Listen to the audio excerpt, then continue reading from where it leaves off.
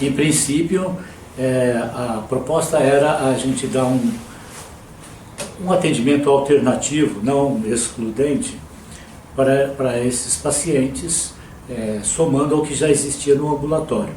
E o que a gente utilizaria era tudo que pudesse ajudar, melhorar um pouco a situação dessas pessoas. Homeopatia seria o carro-chefe. Baseado na disciplina psiconeuroendócrino e imunologia, com o tempo foi ficando mais claro que o que a gente tinha que fazer ali era investir na melhora de qualidade de vida. Nessa época existiam poucos medicamentos de tratamento, medicamentos antirretrovirais, e sabia-se que o portador de HIV não deveria, seria melhor que ele não se deprimisse ou não se estressasse, porque são situações essas que podem piorar a imunidade da pessoa, mesmo sabendo que pela característica dessa doença era muito difícil alguém não se estressar ou não se deprimir, tendo a sentença de morte, por assim dizer, numa época em que poucos remédios existiam. Então, pensando em investir mais nessa qualidade de vida, eu comecei a perceber que poderia ser melhor, ou ter um resultado melhor, além dos atendimentos individuais, criar um trabalho em grupo com esses pacientes. Então criamos assim o que nós chamamos de oficina de vivências para portadores de HIV, que eram tipo workshops, né, que aconteciam uma vez por mês, 2 vezes por mês.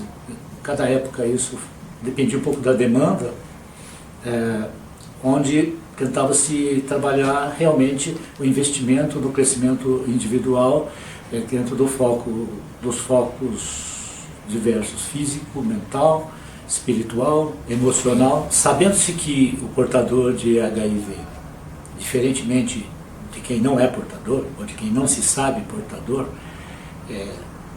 sabe que vai morrer, ou naquela época sabia que ia morrer, tinha uma morte anunciada.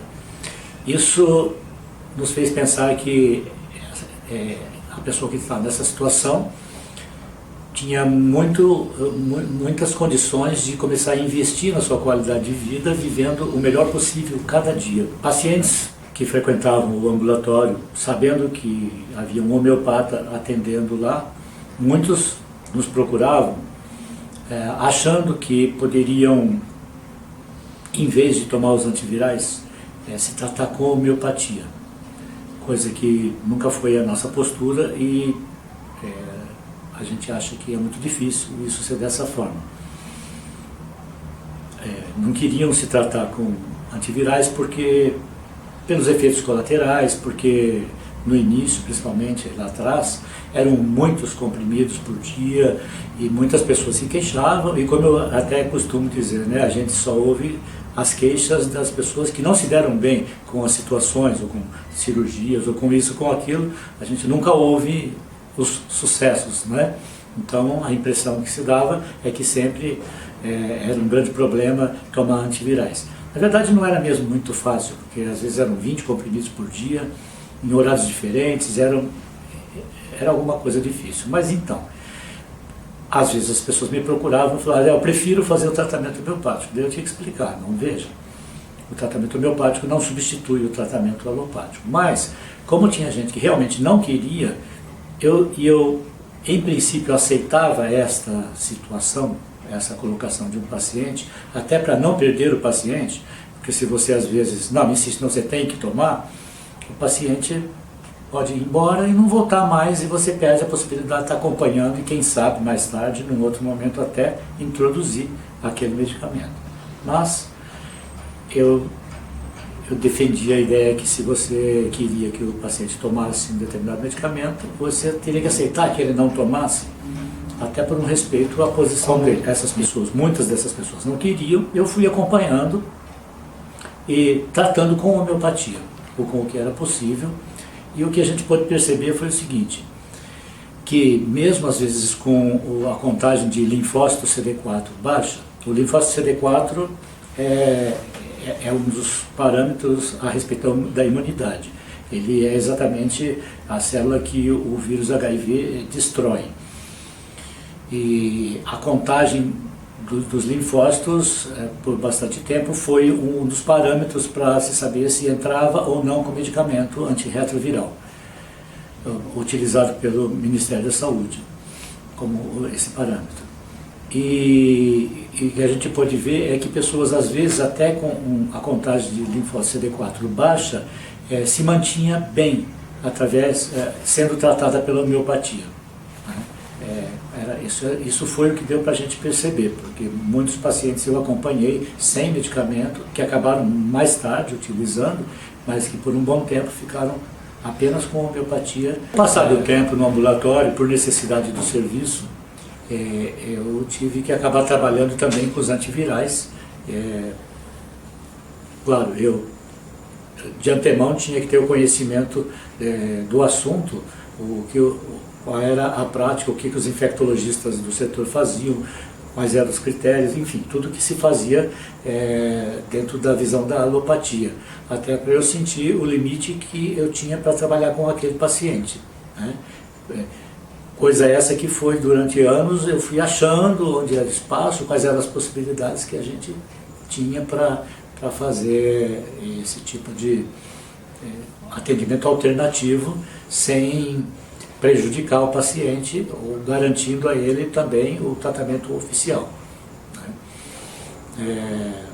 Mas o que acabou acontecendo foi que eu deixei um espaço, pelo menos uma vez por semana, um dia para atendimento nesse sentido, ou terapêutico, ou com homeopatia, ou com quiropraxia, dando um aporte nessa visão da qualidade de vida, além desse trabalho de grupo que era 1 ou 2 vezes por mês que acontecia.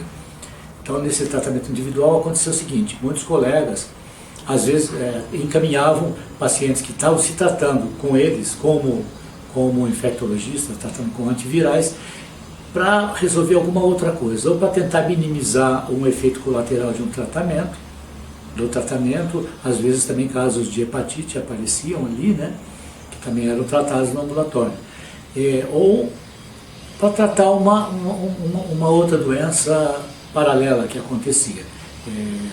Tem muitos casos relatados nesse sentido. Tem um caso bastante interessante de uma paciente que veio por uma questão de rinite, e ela fazia o tratamento com antivirais com uma colega lá do ambulatório. E foi um caso muito bem sucedido, porque ela respondeu muito bem e, para surpresa dela, não foi surpresa para mim, porque a homeopatia é assim, ela melhorou muito do ponto de vista emocional. Ela ficou mais tranquila, mais controlada, ela trazia uma questão de muito nervosismo e tal, e melhorou tanto o quadro da rinite quanto o quadro emocional. E esse e outros casos me fizeram perceber o seguinte, me fizeram cair por terra aquela ideia de que se o paciente está tomando algum medicamento alopático, ele não pode se tratar com homeopatia porque não vai ter resposta. Ainda naquela época eu cheguei a receber no ambulatório um paciente encaminhado por um colega homeopata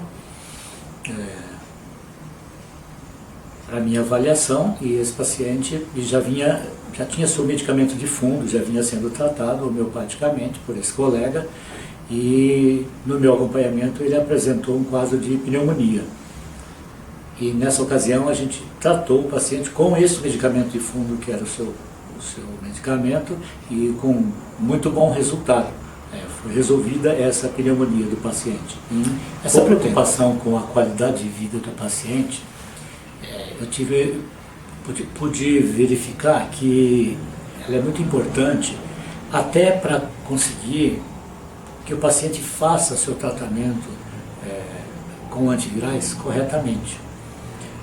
Houve casos de pacientes que, ainda naquela época que havia poucos medicamentos, pacientes que tinham uma dificuldade de fazer adesão ao tratamento.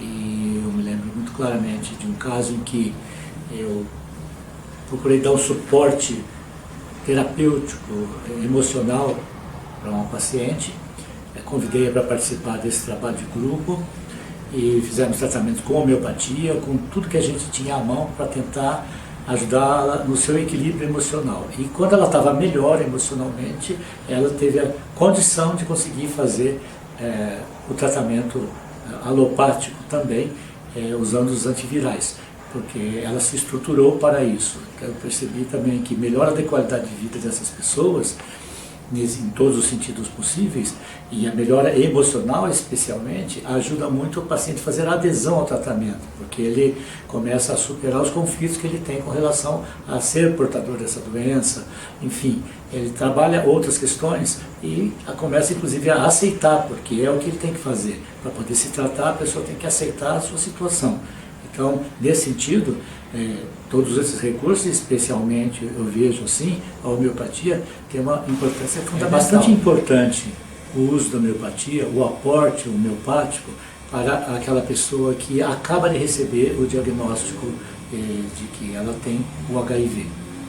Porque é um momento de choque para a maioria das pessoas, de não aceitação, e de às vezes desespero, tristeza, enfim, são muitas as reações que acontecem, e um tratamento homeopático nesse momento é muito importante para promover o equilíbrio, ajudar a pessoa a lidar melhor com essa situação de choque. Eu gostaria de dizer especialmente para os colegas, para colegas que trabalham com portadores de HIV, né, que a homeopatia realmente pode ser um coadjuvante muito bom. Dá para trabalhar junto e, infelizmente, por desconhecimento, muitas vezes colegas podem achar que a homeopatia que tenta combater a ideia da alopatia. E nesse caso, eu acho que a gente tem que trabalhar com tudo que a gente tem, todas as possibilidades.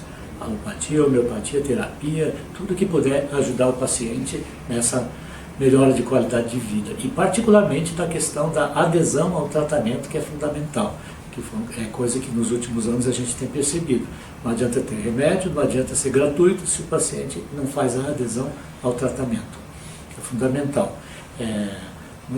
Então, e que a homeopatia não tem nada contra o trabalho da alopatia, ela vem apenas se juntar para conseguir ter um resultado melhor. O mesmo eu diria para pacientes, né, portadores de HIV, que façam uso, então façam uso também de homeopatia, que vai ser muito útil nesse seu crescimento, nesse seu equilíbrio, para poder fazer melhor possível o tratamento oficial também.